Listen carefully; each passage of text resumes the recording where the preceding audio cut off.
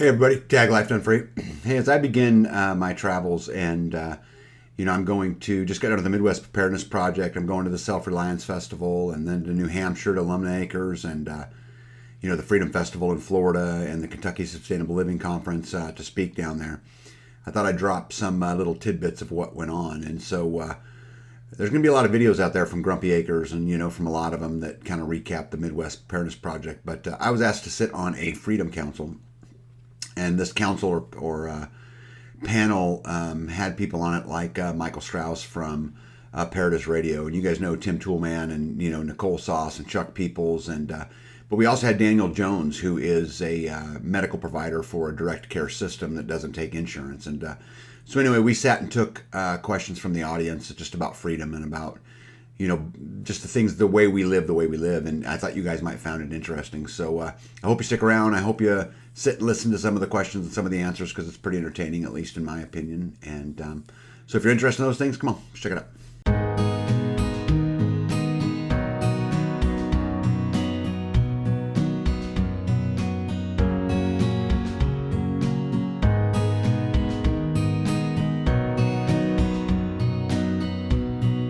Anybody in the crowd have any questions for the panelists? No birds. Anybody want to be first victim? First victim. I've got a question. I'm just curious from each of you if you consider yourself an optimist or a pessimist as it relates to world events and the world at large. Ooh, that's a great question. I'm a realist, and I just try to look at things and realize sometimes they're good, sometimes they're bad, but I just work on building the life I want to live in the world I want to live, and ignore all the other stuff that I can't affect. I'm an optimist, find the good in everything and have faith and always look forward to what's coming because it could always be worse. I am also an optimist. I think we are living in an amazing time. And I think we're going to get to see the transformation of so many amazing things and we get to be part of it. So I think there's lots to be excited about. Yeah, I think I'm an optimist because of community, of communications, and of the the freedom circles and freedom-minded people. So just appreciate everything. Thanks. In 2020, I saw what looked like the rays of fascism accelerating in our country.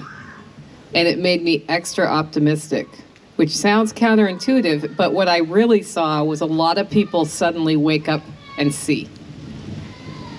And I think it is the human condition that we kind of go along to get along, but every so often we wake up and see. And what I saw happen in 2020 was people pulling together to help their neighbors and make lives better. And I saw our communities here in Tennessee, all over the world, start finding solutions whether or not they were supposed to happen. So I'm a complete optimist. I think that hard times happen, but we can do it. We can do it. I want to second what Nicole said. I'm an optimist because if you look around, just look around what you have right here, right now, that everybody's here. There's people that are realizing to be free, to live free, to live your life on your own terms. And you're creating your own terms every day, number one, by being here, learning these things, building community. And that's the biggest thing, is building the community and doing this. You are going to live a free life, but you're also, because you can't do it on your own. Just fair. I don't care the end of civilization as we know it. You're not going to walk in the woods by yourself and survive. We'll find your body and split your gear. But you're by being together and doing this and now expanding all these communities and bringing them in together into one with these three festivals. We were talking yesterday and earlier today. I can drive across country, and now I've pinpointed, no matter which route I take, which states I go through, there's somebody in every state that if I needed help, I could call from this community. Where else are you going to find that doing this? And any type of organization like this, and the things that you can find, you can trade and barter. It's an amazing community, and it's amazing what's happening, and more people are out, and these people who are on stage with me, and you all, by speaking up and doing, it's making all of our lives better.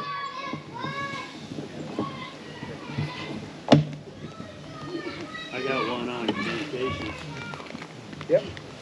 Do you guys have a communication station list for like-minded folks in local areas that you know what I mean, that we have knowledge of, like, hey, this person's right here. Do you know what I mean? You know, in the same community, per Right, se. right.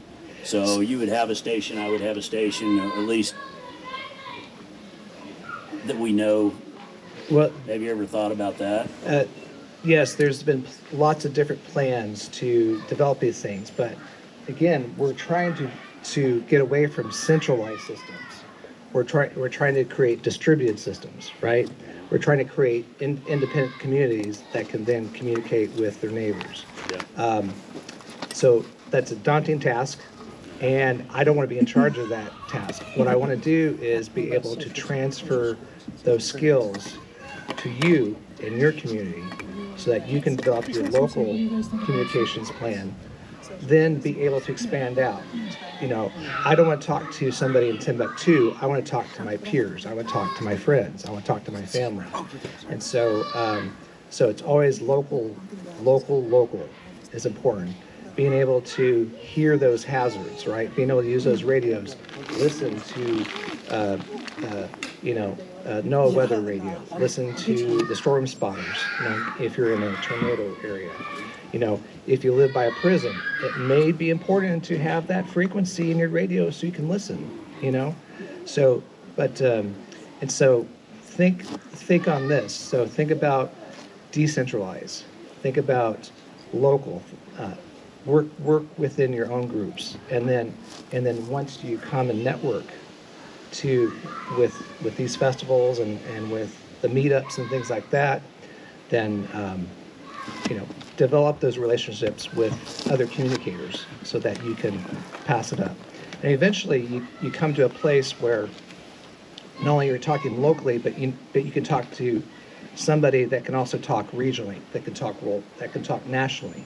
Now you can do the waterfall up and waterfall down so that you can pass health and welfare messages, or you can get, news from other parts of the country. So good question. Taking it out of the radio world, we had the same request at Self-Reliance Festival that people want to connect all over. And if you go to selfreliancefestival.com, there's a link, community map, and you can voluntarily add yourself and your location, or choose a location near you. It doesn't have to be your address if you're worried about that, so that people can look and connect and start expanding the pods of local communities. So it requires the internet to work. It's actually built on Google, so it even requires Google to work. Is it like a? It's a map. A map that shows, okay. Like, you can go there right now, click where I live, and see. It'd be nice. This is where you get coffee, and it also connects with the businesses, right? There are lots of tools like that like freedomcells.org also has a community map. So there are lots of tools like that to use, and the intention is to empower anybody who wants to participate to join in so that it isn't top down. Right. Over here. Just also this gentleman, don't neglect the Telegram groups.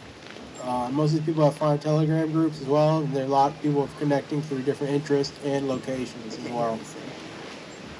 We couldn't hear. You say don't forget Telegram. Oh, yeah. Telegram?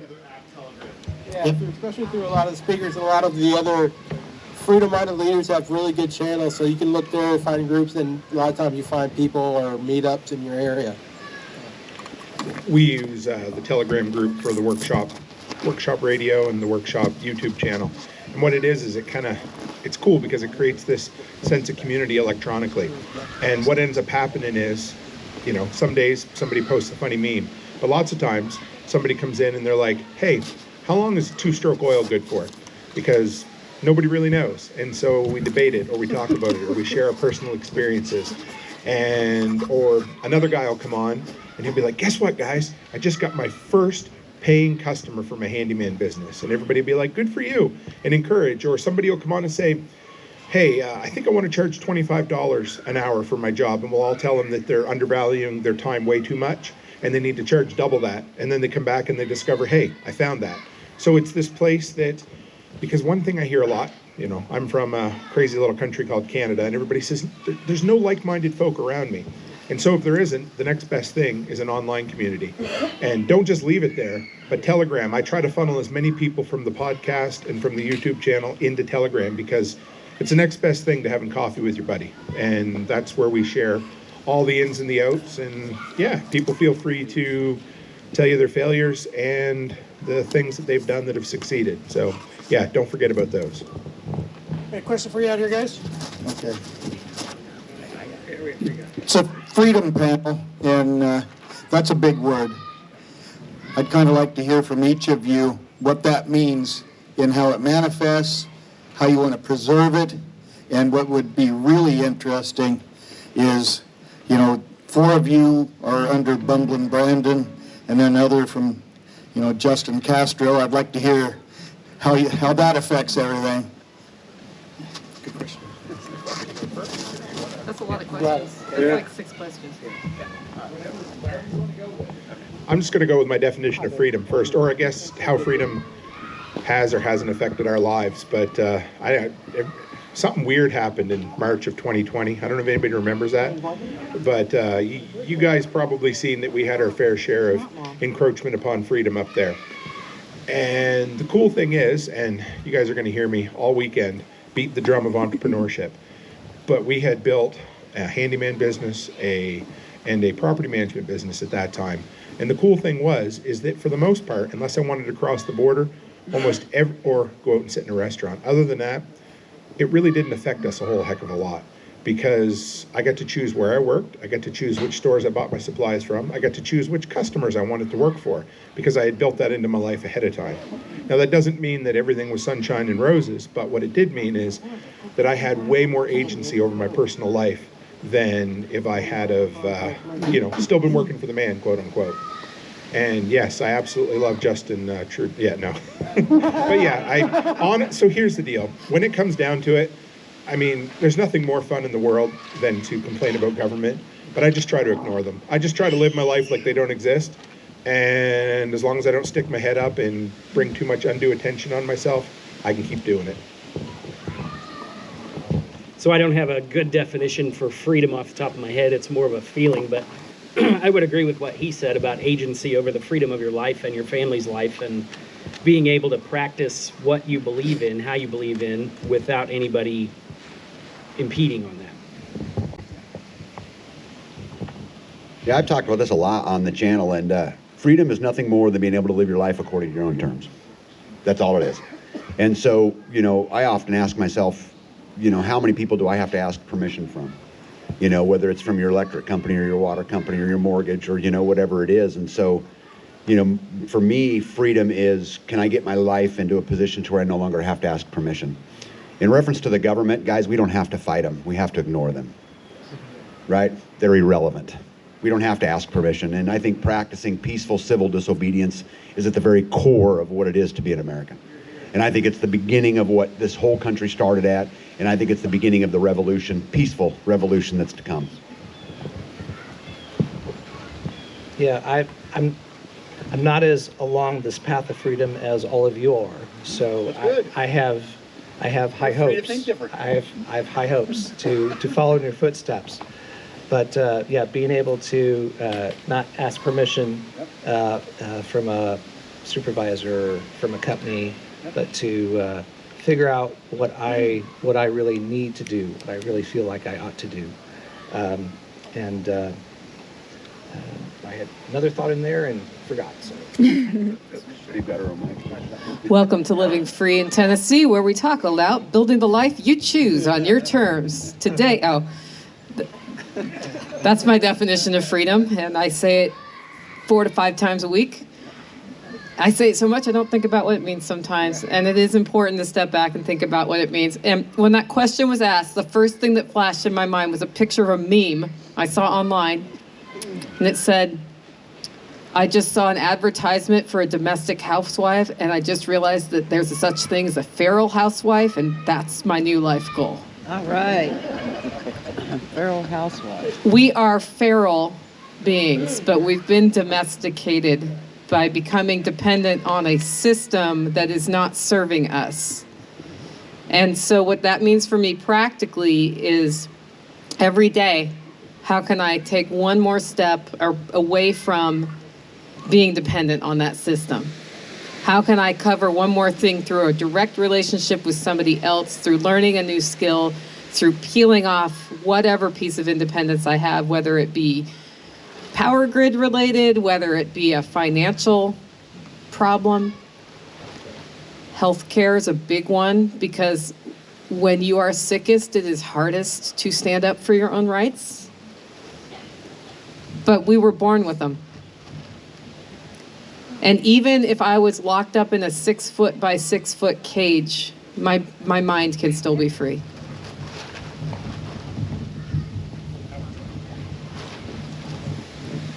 Well, Tag stole my line, which is live life on your own terms, which is what it is. But it also goes to, and I'm not going to take credit for this quote because it's a John Willis saying, whimsical, allowed versus able.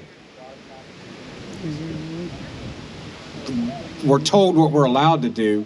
What are you able to do? And you live life again on your own terms, what you see fit, what is best for you and your family.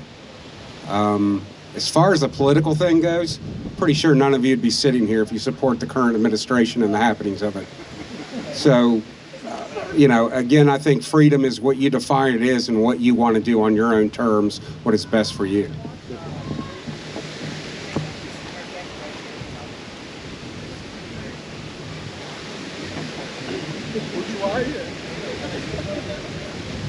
We just might bring you up on stage. This is actually a question to know your thoughts on social credit scores and the CBDC. Great question. Great question. Social credit score. It's probably coming. Can you stop it? No. Can you circumvent it? Yes. Yes. That's as far as my thought goes. I think we're going to have to exist within a CBDC. I think that's the logical next step for our financial system. I don't know if Tag agrees. He probably has better and if you can't stop it and you can't impact it, what you can do is choose how you're going to be free in spite of that happening. And I think it's possible. We're doing it right now. There's going to be Bartertown here tomorrow night, right? I'm missing it. There's no one answer, though. Yeah, I spend a lot of time in this part of the world because it fascinates me, and I think it's inevitable. And, there's companies out there like Merrill Lynch today who, if you have a Merrill Lynch account, many of them are now beginning to come with an ESG score. So this social credit score, which is happening all over, is coming. And I don't, as Nicole mentioned, I think it was really smart what she said, you're really not going to stop it. But just like what we talked about, what freedom is, guys, we don't have to fight them. We just ignore them. They don't matter. Create your own economy. Create your own parallel economy. Network, group up, yoke up. That's the way we fight it. I mean, every tyrant in the history of the world, when the people stopped listening, was over. They only have power because you give it to them. Just stop giving them power. The United States is a fairly big piece of land. And if they cannot cram us into 15-minute cities, if we continue to live out here, it's also really hard to control us, really. Yeah. They may try, but it's hard because we're feral. Yeah.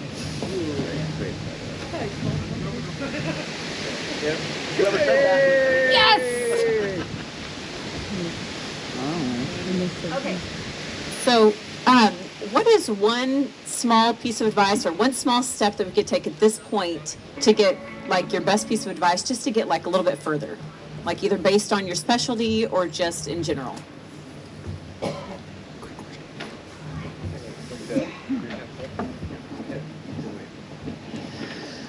So one of the things that has really helped me is, I think Nicole mentioned it, is that Instead of doing an all or nothing, do a good, better, best. So work, we can't do everything.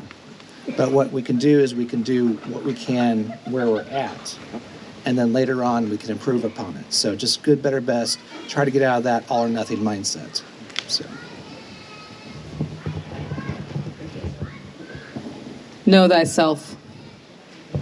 Know what you like and know what you don't like. Know what you're good at. And know what you wish you were good at and you're not good at. And let somebody else do the part you're not good at.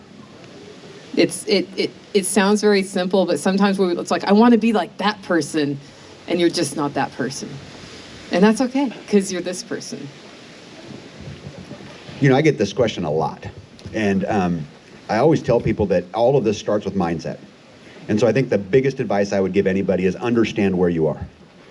We're all at a different place in our journey, all of us. And, our job as a community is to celebrate those steps that we make.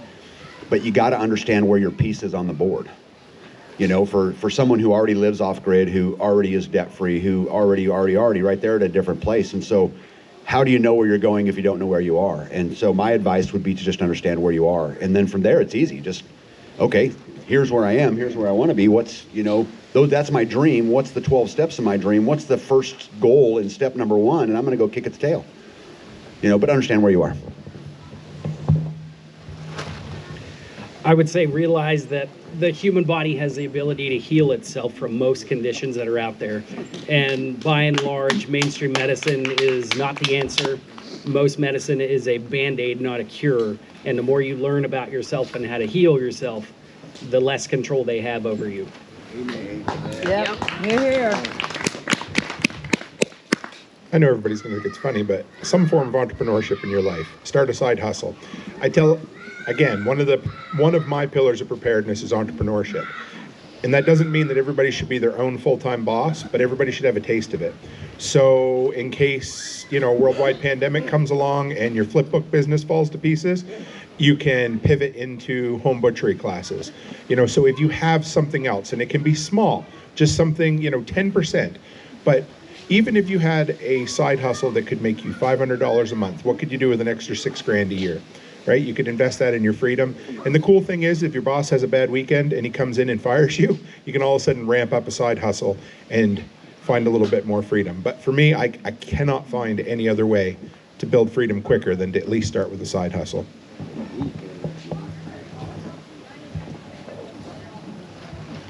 I think part of it goes, as it was mentioned, identify what you want to do. So it's intelligence. Gather that intelligence of what you need, then triage it. In other words, what's more critical first, second, third, and then you do that, and it's one step at a time. It could be a baby step, it could be a giant leap, but as long as you're doing something, you can sit there and think about it all day long. It's never going to get done.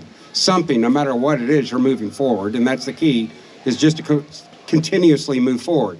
Big steps, little steps, whatever it is, learning something new or just improving something, you're going to move forward and be better prepared.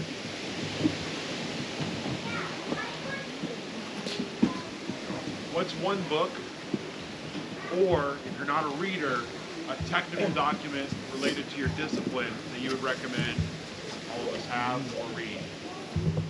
Lies My Doctor Told Me by Dr. Ken Berry. Yes. Stole it. The Encyclopedia of Country Living by Carla Emery, which will teach you how to do anything you ever needed to know if you're out in the woods, if you're on a homestead, or if you're in the city and you're like, crumbs, I got to figure out how to cook and eat this rattlesnake. I have a print copy. The Encyclopedia of Country Living by Carla Emery. There's another one out there by somebody else. It's not the same.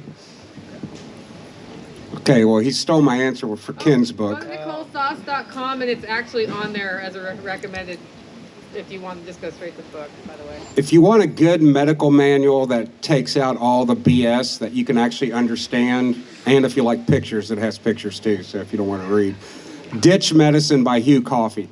That's my manual. I traveled with it. Every place I've been working as a paramedic, worked around the world, that book was with me because it's a reference that I constantly use. Now, it's hard to find, but if you can find it, buy 2 copies. All right, so Ditch Medicine by Hugh Coffey.